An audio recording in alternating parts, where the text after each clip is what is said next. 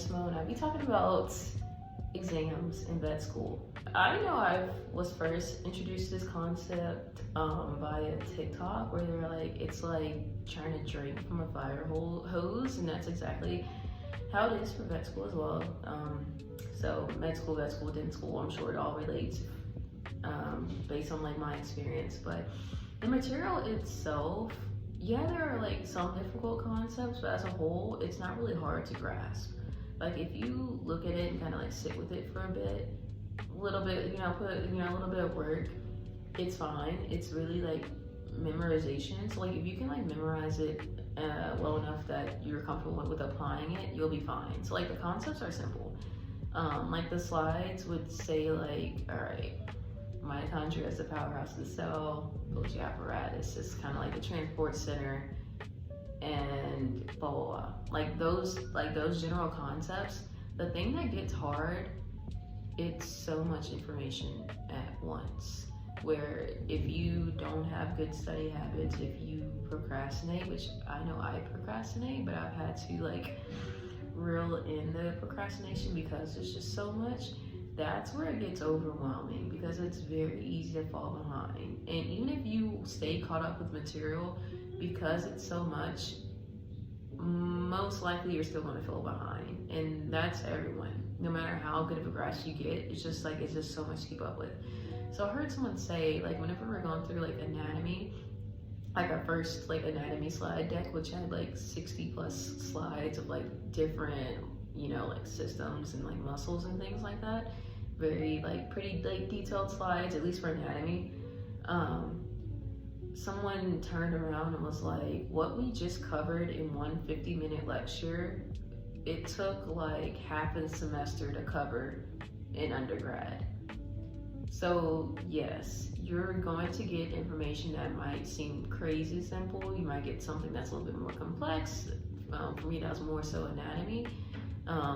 It's going to be condensed in a 50-minute lecture, and then that's just one lecture. So like on our first exam, I think there were like 44 lectures on our first exam. And even though the slide might be as easy as I mentioned, like with the mitochondria, Golgi apparatus, in that one like lecture presentation, there might be 70 slides just like that. So yes, I'd say the concepts themselves, yes, some you have to sit with, but like overall, that's not the issue for most people. It's keeping up with the amount of information, and then once you have information, being comfortable with applying it. Because not all questions are like remote memorization. It's like you actually understanding how something works. So that's what gets overwhelming. That's what kind of gets difficult. With that. With my school, it's like 2 different courses within one semester. So for right now, for the fall semester, I'm in my second half of vet school courses. The first course was called Normal Animal, and that lasted from when classes started for me in August up until October sometime. And then we had the final for that. And that next week immediately started the second half, which is called Dealing with Threats. So that's going to last from when our Normal Animal ended up until winter break. And then when we get back, it's going to be, the first half is going to be one class. We're going to have a final for that. The second half is going to be another class, have a final for that. So it's also that. It's just like, and so you don't really have time to like take your time to grasp it. Like in undergrad, like you knew the like exam was coming up, but at least for me, like I had like weeks to prepare or to make sure it like settled in. I had multiple assignments to like make sure I understood. And again, that's coming from someone who didn't have like great study habits and whatever else, but coming here, it's just like, if you are confused about something, you need to ask immediately, because not even the next day, the next lecture is going to be something else. So each day, it's safe to assume you're going to have 4 different lectures, at least 4. Some days it's just 2, other days it's like, I think the most we've had, how many lectures? I feel like the most lectures we had in one day is 6, but that's the thing. In undergrad, I feel like you'd stay on one PowerPoint for like an X amount of time until you get through it, not just that one class period. It's like you visit it over several class periods.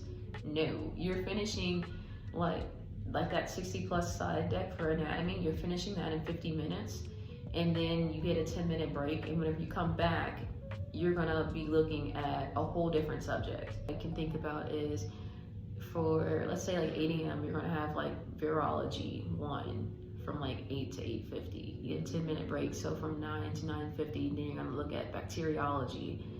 And then, what is it, from like 10 to like 10:50, you're gonna get immunology.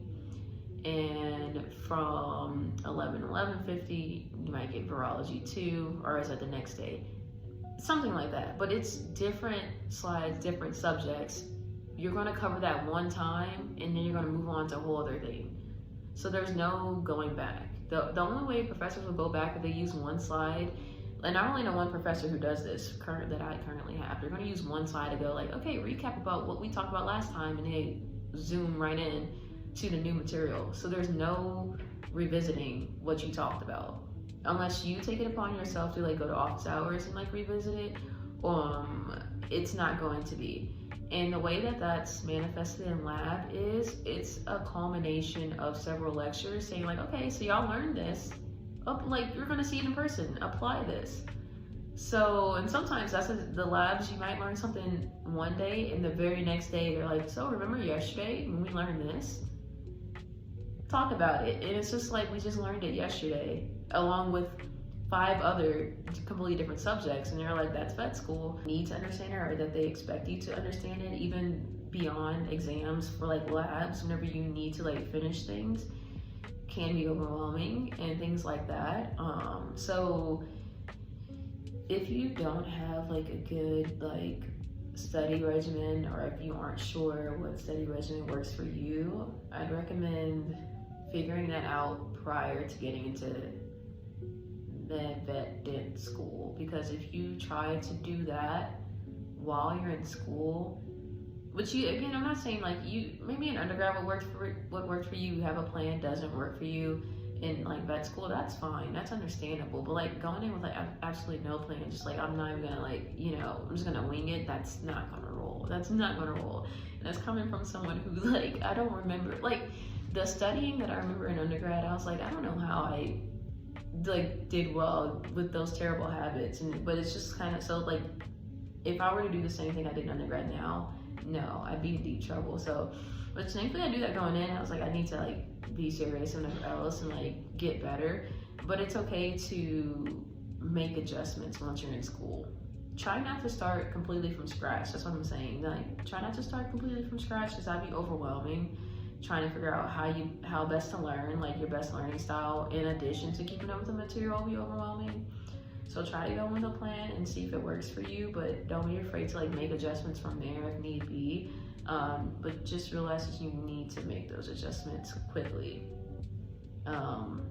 So it takes time, it takes effort, and things like that. It takes patience. And again, even if you have like the best studying habits, whenever you feel like you are grasping the material, still it's going to be overwhelming just because of the amount and the frequency of recall that you'll need, depending on the exams, depending on the labs, just depending on whatever is going on at your respective school. So we have like regular lecture exams. For me, I think there are like 4 for each like course, in addition to 2 lab examinations.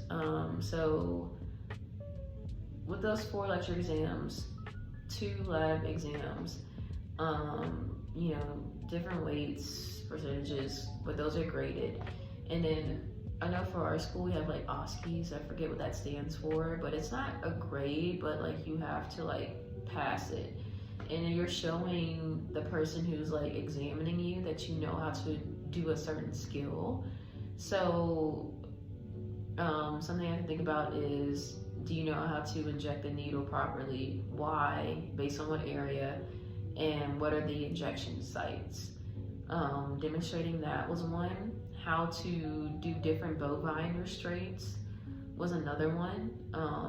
They'll say, show me how to do a Tom Foley knot on this example animal, and you have to like get the rope, you know, tie it into that like butterfly shape, and then put it on that animal and show how you would restrain in the real world. And then another one was like how to like halter a horse, and like what are the lymph node sites of the horse, and like how would you examine for digital pulse, and like if you were to take a rectal temp, how would you do it? And the other station was how to place a catheter. And then like we had another OSCE about pharmacology where we had to do calculations, nothing too crazy, but like conversion for drugs. So like simple math, but still it can get pretty tedious. So those are the OSCEs we had so far. So again, those weren't graded, but they're like, you're gonna get like 3 chances to pass, which I don't know what happens after if you don't pass after a certain amount of times that they give you, but like if you don't pass the first time, you're gonna retake it to show that you're competent in this and things like that. So yeah, there's just different expectations, different levels of expectations. Depends on like the course, how many and like what those are. But just know that again, with the information, you need to be able to recall it, not just recall it, you need to be able to apply it to a variety of situations for different subjects. Of course, all like vet school related, but animals, this is like just general for like my school. The first 2 years, everyone's learning the exact same things so that we can get the basics. We get a solid foundation, and in the last 2 years, then you branch off into your tracks. So but even with the solid foundation, 2 years, everyone learning the same information, that's nitty gritty. So I can only imagine how much more in depth people with different tracks will get into based on your track. But just right now, yeah. So yeah, it's a lot, but I mean, of course it's manageable because people like do well, people have done well, are doing well, will continue to do well. It's just something to like, you really need to like realize it is a lot.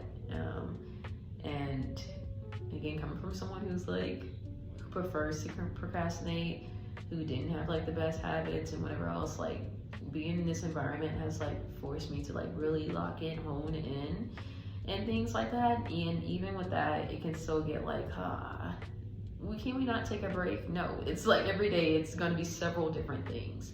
And every 2 weeks we have an examination, every 2 weeks. And sometimes the lecture exam is the same day as the lab exam. So you're like, even though it's like the same topics, it's like different angles of certain topics that you got to keep track of. So in addition to everything else that goes on in life, hopefully that's helpful. And hopefully that helped you plan accordingly and the best study habits for